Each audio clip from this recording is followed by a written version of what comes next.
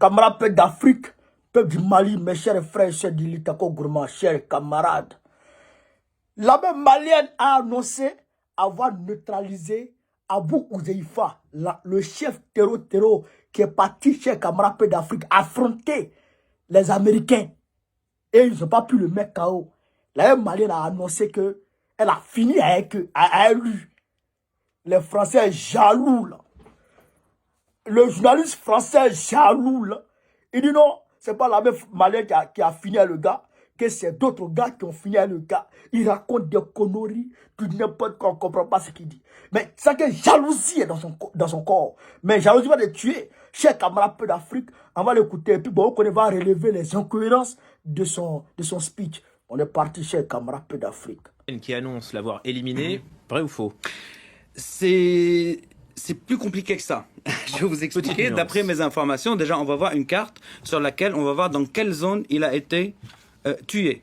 Donc la zone où il a été tué, c'est la zone 3 frontières. C'est particulièrement à Tassour Barat qu'on voit ici, donc au sud-est d'Indeliman et au nord de Tongo Tongo qui est au Niger et dont on parlait. En fait, sur le déroulé, j'ai appris de sources locales que ce sont des équipes donc Touareg du MSA, Mouvement pour le Salut de l'Azawad, qui étaient en train de suivre du bétail qu'ils devaient restituer aux habitants civils. Suivre du bétail qui a été volé par l'État islamique. On va voir des images d'archives pour qu'on comprenne en quoi ça consiste suivre du bétail. Donc voilà du bétail qui a été récupéré. Là, je pense qu'on est en novembre 2021, si je me trompe pas, ou 2022. Et ce sont les MSA, donc les combattants Touareg du MSA, qui récupèrent du bétail volé par l'État islamique pour le restituer à ses propriétaires. Donc c'est dans une opération comme celle-ci qu'ils ont suivi du bétail, qui les a amenés jusqu'à un campement. Et c'est dans le campement qu'ils ont trouvé Abou Ouzeifa avec sa famille dans le campement. Et quand ils ont compris qui il était, ils ont commencé à... Donc il y a eu un échange de tirs, il y a eu une course-poursuite, sauf qu'ils ont réussi à l'isoler de l'autre partie de combattants, qui était plus dans la brousse, donc une dizaine de combattants, pas beaucoup. Et là, pour l'isoler des autres, pour que la course-poursuite se poursuit, c'est l'armée malienne qui est rentrée en jeu pour isoler les autres combattants. Mais le fait de le tuer, c'était les combattants Touareg du MSA, et on m'a dit aussi qu'ils lui ont proposé de se rendre, mais fidèle à Synodologie et à son dogme, il n'a pas voulu se rendre et donc il a été tué. Parce que même s'il s'était rendu, c'est aussi une valeur importante en termes de renseignement ou même en termes de communication d'attraper un chef djihadiste comme ça, même si ses prérogatives étaient moindres à la fin maintenant de sa carrière, mais la symbolique était grande. Et ce qui est intéressant aussi, ce qui a un peu mis en doute, on va dire, l'aviation, c'est le fait, et là on va voir une image de lui tué. Donc là, on a la certitude que c'est lui. Il a été tué. Évidemment, on l'a un peu flouté, voilà, pour les téléspectateurs. Sauf que la télé malienne a mis une photo aussi dans son sujet. Et c'est l'armée malienne. Camarade, c'est que le gars là même, Chagabia, il a raconté là-haut. Est-ce que nous les Africains là, et ça là, nous on peut croire ça? C'est que c'est bien que le gars est en train d'expliquer là, le journaliste Wawora, ce qu'il est en train d'expliquer là. Est-ce qu'un homme normal, mais ça là, si tu expliques à mon enfant, il va te gifler. Il va dire, tonton, faut qu'il te donne il te gifler. Non, c'est vrai. Tu dis ça à mon enfant de 5 ans et demi, il va dire non, tonton, si tu me dis encore, il va te gifler. Et là, c'est ce qu'il dit. Le MSA, un groupe terror que les Maliens ont chassé. Ils sont partis en Algérie. C'est eux qui étaient à Kidal. Là. Les Maliens chassés sont partis en Algérie. Eux, ils étaient en train de poursuivre. Eux étaient en train de... comment on appelle ça?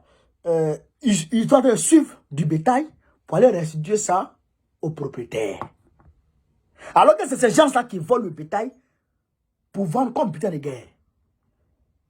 Ils étaient en train de vendre... Ils envoyaient ça aux propriétaires.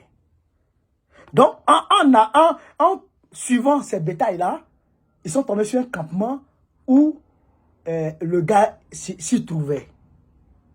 Vous voyez là? Et donc, quand ils sont arrivés là-bas, ils ont engagé le combat. Et ils ont réussi à isoler le gars de son groupe. Isoler le gars de son groupe. Son groupe était où? Lui, il était où? Et puis, ils ont réussi à l'isoler. Un chef est toujours entouré. Un chef est toujours entouré. Et comment on arrive à isoler un chef de son boy avant de tuer le chef? Et avant d'ailleurs de le tuer, qu'il lui demande de se rendre. Il était où? Et puis il lui a demandé de se rendre. Comme si quelqu'un est venu prendre en otage une boutique et puis la police vient entourer la boutique et demande au gars, il faut te rendre. Regardez-moi des trucs comme ça. Regardez-moi des trucs comme ça. Chez Kamara d'Afrique. Regardez-moi les trucs comme ça. Et il lui a demandé de se rendre. Et le gars, il n'a pas voulu se rendre, donc il l'a tué. Et non, c'est pas fini. Il dit non, il n'a pas voulu se rendre. Et donc, dans la course-poursuite, la même Malienne est rentrée au milieu. La même Malienne est rentrée entre qui et qui? Ils se suivent comme ça. Les MSA suivent le groupe de Abu Uzeifa. Et puis, la même Malienne rentre au milieu des deux. Bon, la même Malienne est rentrée au milieu maintenant. Là. La même Malienne, quel a été son rôle? Quel a été son rôle?